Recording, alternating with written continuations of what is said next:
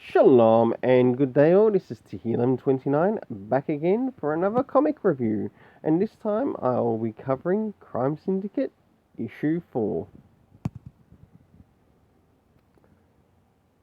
with the story by Schmidt and art and additional things done by McCarran and Hitch and Vines, Cliff and Sinclair for the rest of the parts that make up the story. Now, jumping into first things first, does this cover in any way show something that connects to the story that is happening within the cover? And sure enough, it pretty much does. To which I gave this cover rating a 7 out of 10. So now it's time to jump into the internal art, to which I'll show some of the art around the beginning, middle and end before I give the rating for the story. This is some of the art around the beginning, and in this case, this story and narration centers around the character of the Emerald Knight, who you see right here. I must admit, I really enjoyed the story, and I wasn't too sure if I was going to, but I've been following this since the first issue came out. So time to move into the middle. This is some of the art around the middle, to which in this we get the appearance of Ultraman from this planet, or this multiverse of Earth 3. We've got Sinestro, who in this one is actually a blue lantern, so a lantern of hope. This is why I actually enjoy some of the things in regards to the multiverse, and this is one reason why DC does sort of need to expand on a number of the titles in regards to the multiverse.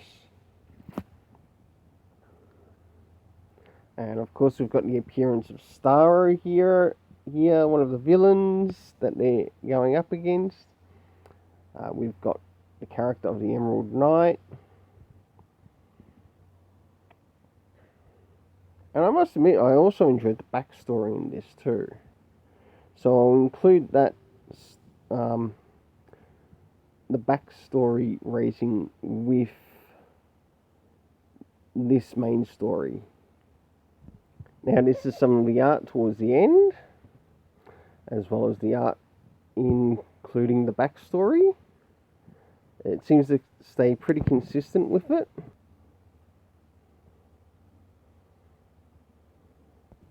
So for the internal art, including the backstory art, I gave it a rating of 7.5 out of 10. I really liked what happened here, and I liked of how it brought out even the composition of the characters. So moving into the story, as you know, I like to point out certain things that I enjoy in my storytelling.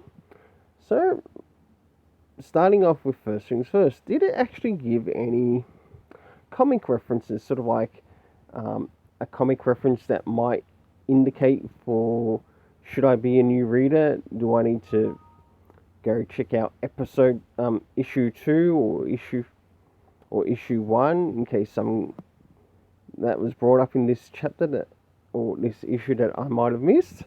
Sure enough, there was. There was a comic reference pointing to going to check out the previous issue, which was really helpful.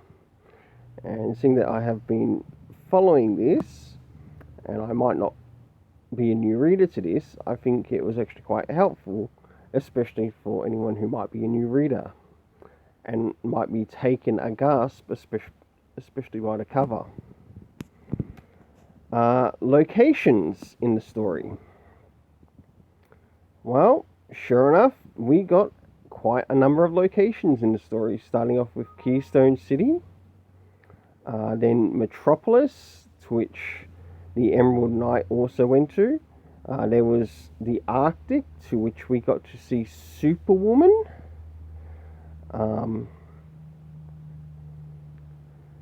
and also coast cities to which the Emerald Knight returned to. In the time, or the area of time, this was mainly addressed in the backstory, but you know what? It still made the story good. It gave you a rough time and estimation that this character received his power about 5 months ago in this universe of Earth 3, or Earth minus 3. And the cast of characters consisting of Emerald Knight himself, who you see on the cover, Sinestro, Superwoman, who was working alongside with Night Owl, who you also see on the cover,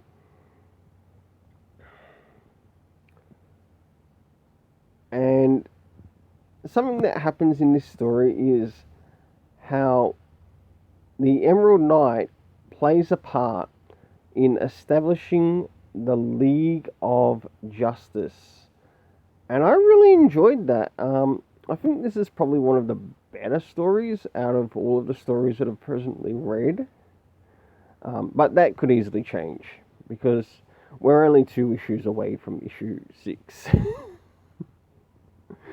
To which I gave the story rating a 7.5 out of 10. So until then, please don't forget to hit the like, share, subscribe, hit the notification bell. If you enjoy the content, it's free to sub. It's also free to comment too. If you did happen to read through this comic, I'd like to know your thoughts. What did you enjoy? What didn't you enjoy? Until then, let's keep it colourful and have yourself an awesome day.